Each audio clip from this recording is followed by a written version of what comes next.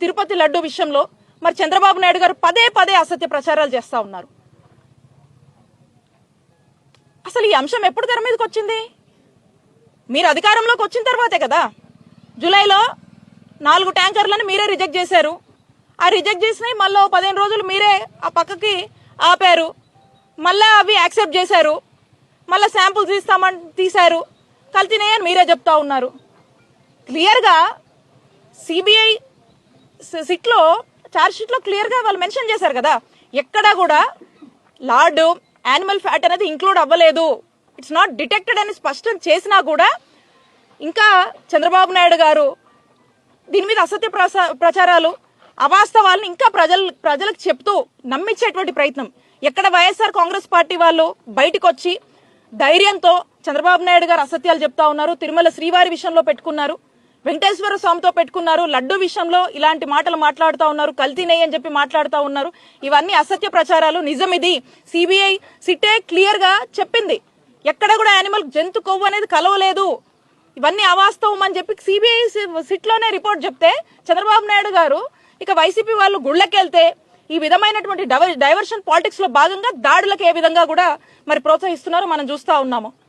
కాబట్టి నేను అడుగుతా ఉన్నా చంద్రబాబు నాయుడు గారిని, మనకు స్పష్టం అవుతుంది కూడా ఏదంటే చంద్రబాబు నాయుడు గారికి సుప్రీం కోర్టు కన్నా మించి ఆయనే సుప్రీం అనుకుని ఈరోజు ఆ సిట్ అక్కడ నుంచి ఇచ్చినటువంటి రిపోర్ట్ ని కూడా వీళ్ళు సాటిస్ఫై అవ్వక మళ్ళీ ఏదో కమిటీ ఫామ్ చేస్తాము అవి ఫామ్ చేస్తాము అని మాట్లాడుతూ ఉన్నారు.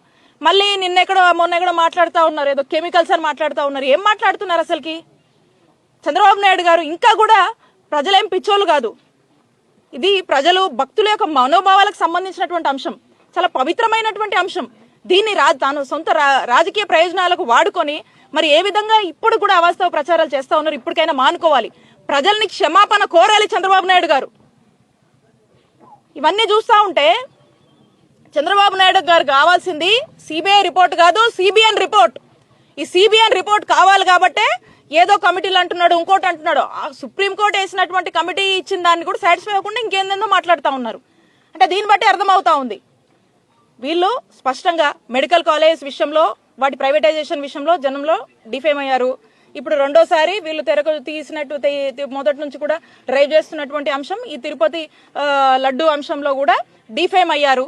ఇవి కప్పిపుచ్చుకోవడానికి ఇంకా ప్రజల్ని నమ్మించే ప్రయత్నం, వైఎస్ఆర్ కాంగ్రెస్ పార్టీకి ఆపాదించేటువంటి ప్రయత్నం, ప్రజల్ని ఇంకా కూడా అభూత కల్పన ఏదో మాటల్లో అసత్య ప్రచారాల్లోనే వాళ్ళ నుంచి వైఎస్ఆర్ కాంగ్రెస్ పార్టీ గురించి ఇంకోలాగా అనుకోవాలి అని చంద్రబాబు నాయుడు గారు చేస్తున్నటువంటి కుతంత్రాలుగా మనం చూడాల్సినటువంటి అవసరం ఉంది. కాబట్టి ఒకటే చెప్తా ఉన్నాము, చంద్రబాబు నాయుడు గారు ఎన్ని కుట్రలు చేసినా, ఎన్ని అవాస్తవాలు చెప్పినా, ఎన్ని అసత్యాలు చెప్పినా ఆ దేవుడు ఉన్నాడు, మాకు నమ్మకం ఉంది. ఇప్పటికే క్లియర్ గా మరి సిబిఐ సిట్ లో పేర్కొంది, నిజమేంటో ప్రజలందరూ కూడా చూస్తున్నారు. దీంట్లో మాకు ఎటువంటి సంబంధం లేకపోయినా కూడా ఈరోజు వైఎస్ఆర్ కాంగ్రెస్ పార్టీకి ఈ అప్రతిష్ట అనేది మూటగట్టేటువంటి ప్రయత్నం చేస్తా ఉన్నారు. కాబట్టి ఆ దేవుడు ఉన్నాడనేటువంటి నమ్మకం ఉంది.